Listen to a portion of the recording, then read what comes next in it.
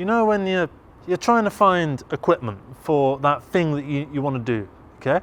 And it needs equipment to work, but it's all stuff that costs. And there is a limited amount of money in the world, and an even more limited amount of money that is in the hands of us normal people.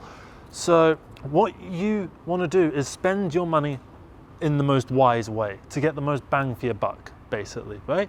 So quite logically and naturally, people therefore put quite a lot of time and consideration into what it is specifically that they're going to get, down to brands and models and manufacturing numbers. But what I would rather do instead of that is give a differing kind of opinion, because when you put in that much time into deciding what's the best camera, for instance, you might have spent so much time considering this and pondering it that by the time you've gotten the camera, so much time has passed where you could have used that camera for something, where you could have made something out of it, and you're still spending hours and hours going through forums, and you're just looking through so much different stuff trying to find the thing that's right for you. But at the end of the day, all the different options that you might be considering, they might all do the job that you need. And no matter what your budget is, don't feel bad about buying cheaper stuff, because you might go on a forum, and I find this a lot. I go on a forum and I'm trying to figure out what I want to get. They'll always start banging on about, oh, that thing that you want that's kind of cheap, it'll break in 20 minutes. You want to make sure you get this thing that's 5 times the price. It will last you definitely at least 5 times as long. Yeah, I've heard that one before. Now look, I've gotten through my fair share of cheap equipment. For instance, shoulder rigs. I used to use a lot of shoulder rigs. I don't really use them anymore. They would last me about a year each. And for 30 quid, a year of constant use, I think is pretty good. When you consider that in 10 years, I will have spent £300. And when you consider as well that you can buy a shoulder mount for much more than £300, is that shoulder mount going to last you more than 10 years? If it does, brilliant. But at the same time, you're only making that profit after 10 years. But also, keep this into consideration. With equipment like this, you want to be using it for freelancing gigs. You want to be earning money with your equipment. Now, if you're spending £30 on your initial piece of equipment and it lasts for a year, let's do some easy maths and say that you take on 10 jobs with that shoulder rig in 1 year. Okay, let's lowball it and make everything easy. You get 10 gigs in a year, and each of them pays £100. So that's £1,000. That's a £970 profit from that investment of the shoulder rig, isolated from everything else. Now, let's take that same thing but replace it with a £300 tripod. You do the same 10 jobs, you'd get the same £1,000. You're only earning fuck off. So I've got so many alarms.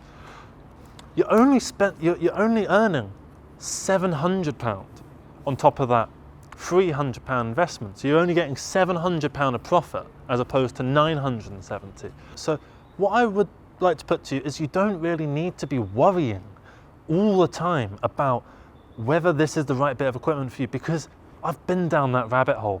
I've spent hours and hours, weeks, trawling through fucking spec numbers and this one here, it does a slightly more vivid cyan than the other one, and oh wow, this one can go up to f1.2 as opposed to f1.4. There'll be many situations where specifically that extra 0.2 of f-stop is going to do a world of difference.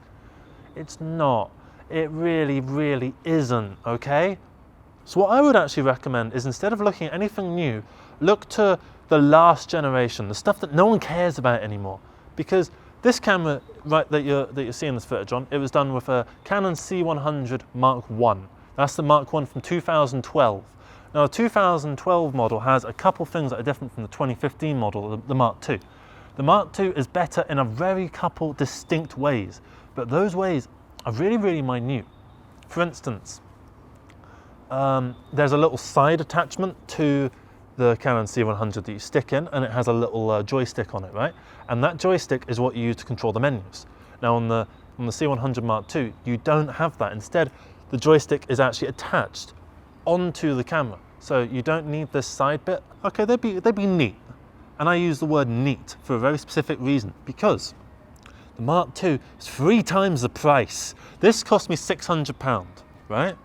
Used, which was a pretty good deal, I'm going to be honest. I'm pretty happy with myself. The Mark II, upwards of £2,000, £3,000 even. That's not even getting to the Mark III, that's just ridiculous. But this camera here, the Mark I, do you want to know how much it was when it came out? It was £10,000. If you go back 10 years, were movies really 1/10 as good looking as they are now? They weren't, they looked about the same. Really, let's be real. So you don't need the latest, greatest, bestest thing because someone else is out there doing what you do with less than you have now.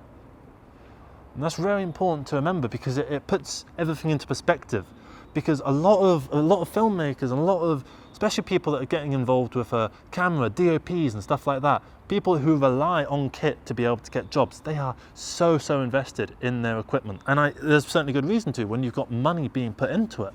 But you don't need to worry about it quite so much. If you enjoy going down the rabbit holes, more power to you. You know, go down the rabbit holes. But if you're like me and you just find it a grind, you just want to have the right camera for yourself, honestly, just get the one that feels right to you.